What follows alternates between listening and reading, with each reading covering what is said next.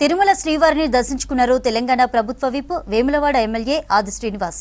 ఉదయం వీఐపీ విరామ సమయంలో స్వామివారిని దర్శించుకుని మొక్కులు చెల్లించుకున్నారు.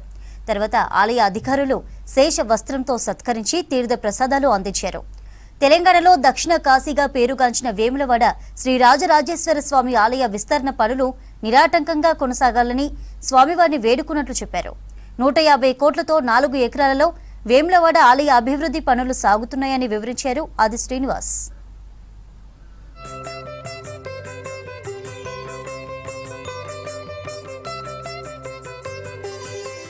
తిరుమల కలియుగ దైవం శ్రీ వెంకటేశ్వర స్వామి వారిని దర్శించుకోవడం జరిగింది.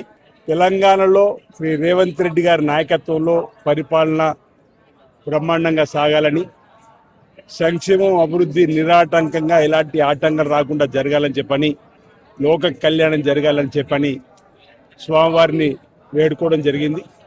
ప్రధానంగా తెలంగాణలో దక్షిణ కాశీగా పేరుగాంచిన వేములవాడ శ్రీ రాజరాజేశ్వర సన్నిధిలో ఆలయ విస్తీర్ణ అభివృద్ధి పనులు జరుగుతూ ఉన్నాయి.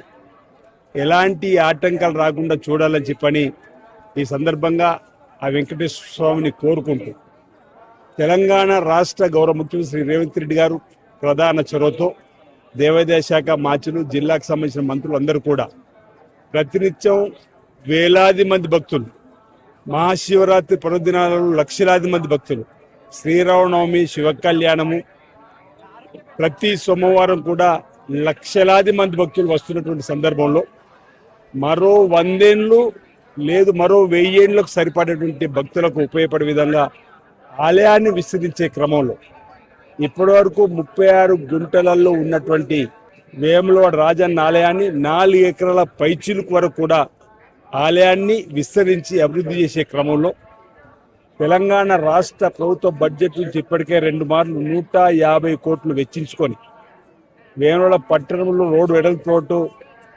రాజన్న ఆలయాన్ని విస్తరించే క్రమంలో తిరుమల తిరుపతి దేవస్థానంలో కూడినటువంటి భక్తుల సౌకర్యాలను ఇప్పటికే పలు రాష్ట్రాల్లో ఉన్నటువంటి పలు దేవాలయాన్ని సందర్శించి అన్నదానానికి సంబంధించినటువంటి క్యూ లైన్లకు సంబంధించినటువంటి వసతికి సంబంధించినటువంటి కార్యక్రమాలను తెలంగాణ రాష్ట్ర ప్రభుత్వ పక్షాన వేములవాడ దేవాలయ అధికారులు మేమందరం కూడా పరిశీలించడం జరిగింది.